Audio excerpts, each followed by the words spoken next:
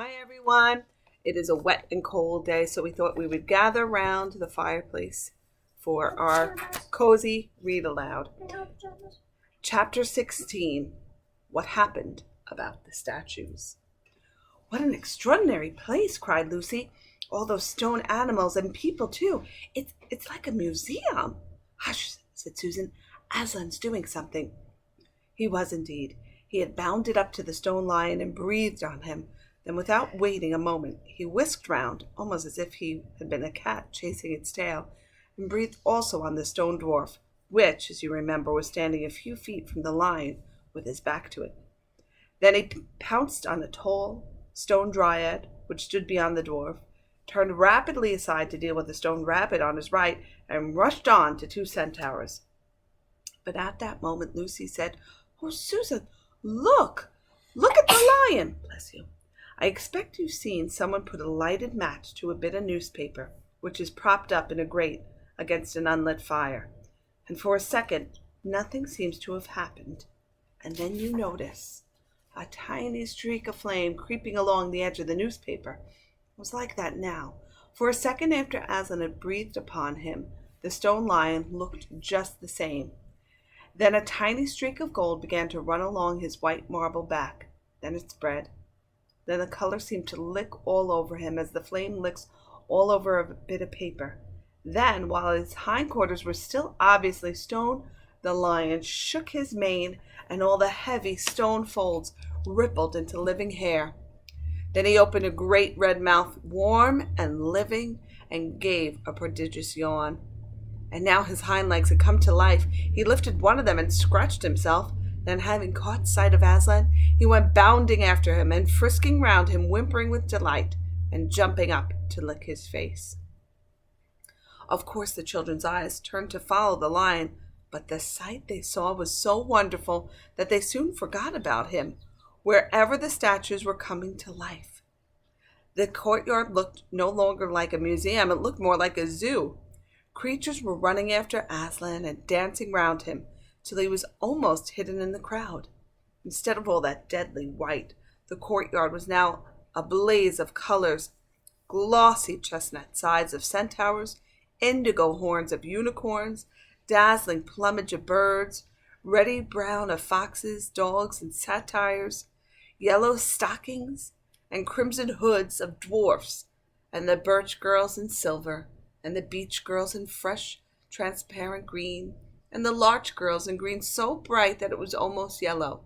And instead of the deadly silence, the whole place rang with the sound of happy roarings, brayings, yelpings, barkings, squealings, cooings, neighings, stampings, shouts, hurrahs, songs, and laughter. "Oh," said Susan in a different tone, "look, is it safe?" Lucy looked and saw that Aslan had just breathed on the feet of the stone giant. "It's all right," shouted Aslan joyously. "Once the feet are put right, all the rest of him will follow." "That wasn't exactly what I meant," whispered Susan to Lucy, but it was too late to do anything about it now, even if Aslan would have listened to her. The change was already creeping up the giant's legs. Now he was moving his feet. A moment later he lifted the club off his shoulder, rubbed his eyes, and said, "Bless me, I must have been asleep. Now, where's that dratted little witch that was running about on the ground? Somewhere just by my feet it was." But when everyone had shouted up to him to explain what had really happened, and when the giant had put his hand to his ear and got them to repeat it all again, so at last he understood, then he bowed down till his head was no farther off than the top of a haystack, and touched his cap repeatedly to Aslan, beaming all over his honest, ugly face. Giants of any sort are now so rare in England, and so few giants are good-tempered, that 10 to 1, you've never seen a giant when his face is beaming. Right? It's a sight well worth looking at. "Now for inside this house," said Aslan. "Look alive, everyone, upstairs and downstairs, and in my lady's chamber. Leave no corner unsearched. You never know where some poor prisoner may be concealed.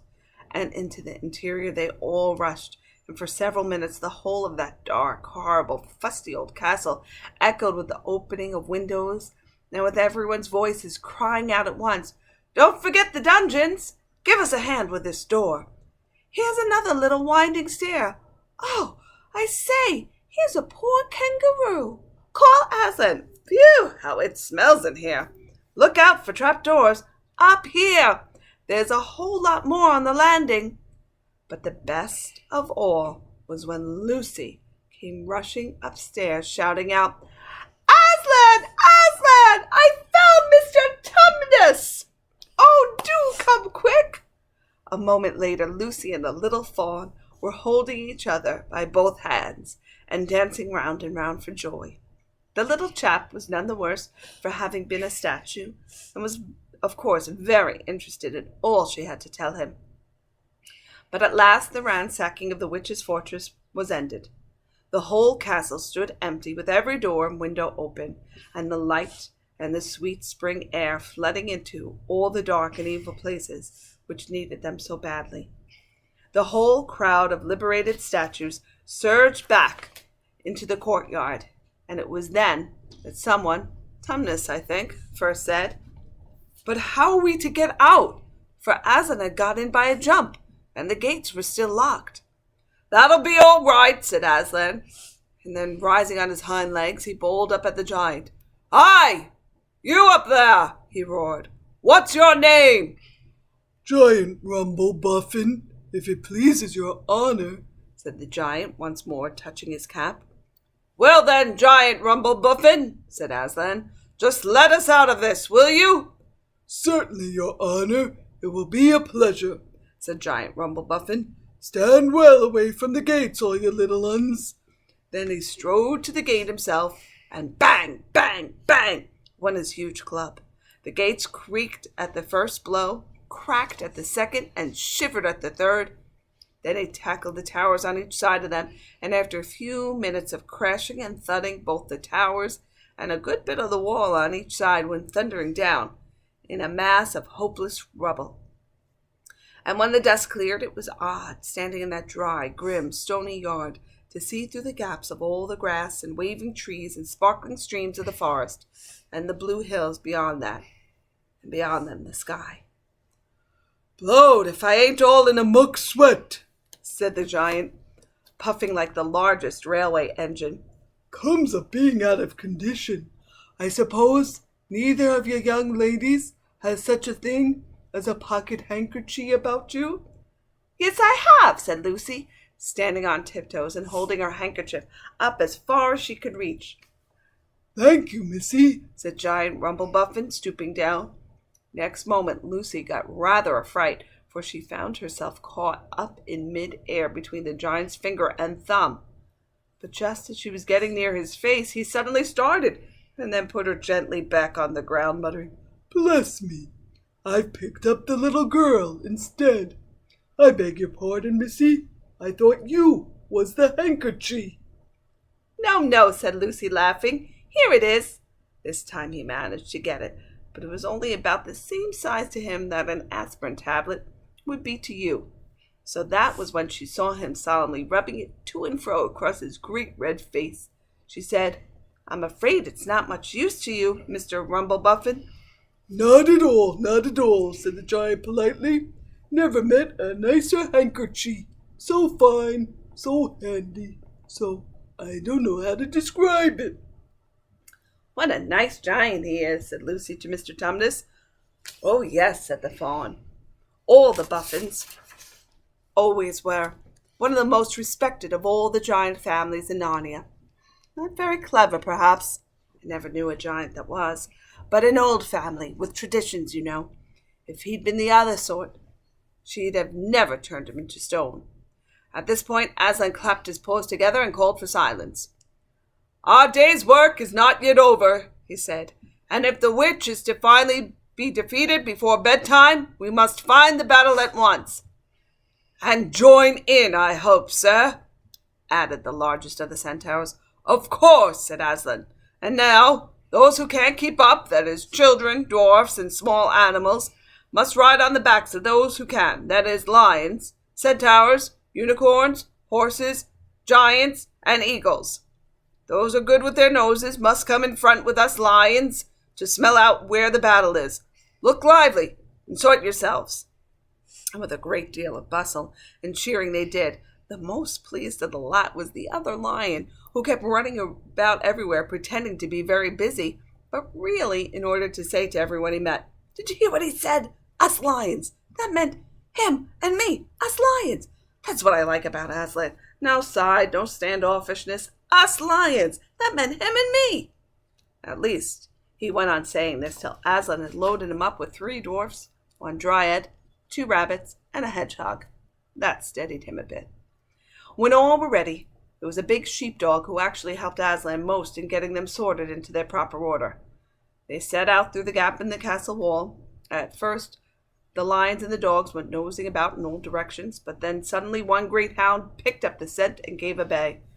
There was no time lost after that. Soon all the dogs and lions and wolves and other hunting animals were going at full speed with their noses to the ground, and all the others streaked out for about half a mile behind them, or following as fast as they could. The noise was like an English fox hunt, only better, because every now and then with the music of the hounds was mixed the roar of the other lion, and sometimes the far deeper and more awful roar of Aslan himself. Faster and faster they went as the scent became easier and easier to follow. And then, just as they came to the last curve in the narrow winding valley, Lucy heard above all these noises another noise, a different one, which gave her a queer feeling inside. It was a noise of shouts and shrieks and of the clashing of metal against metal. Then they came out of the narrow valley, and at once she saw the reason. There stood Peter and Edmund and all the rest of Aslan's army, fighting desperately against the crowd of horrible creatures whom she had seen last night. Only now, in the daylight, they looked even stranger and more evil and more deformed. There also seemed to be far more of them. Peter's army, which had their backs to her, looked terribly few, and there were statues dotted all over the battlefield, so apparently the witch had been using her wand. But she did not seem to be using it now. She was fighting with her stone knife. It was Peter she was fighting, both of them going at it so hard that Lucy could hardly make out what was happening.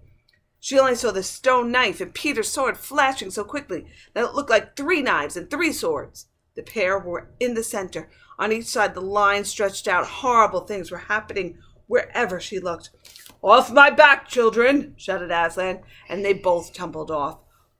Then, with a roar that shook all Narnia, from the western lamppost to the shores of the eastern sea, the great beast flung himself upon the White Witch.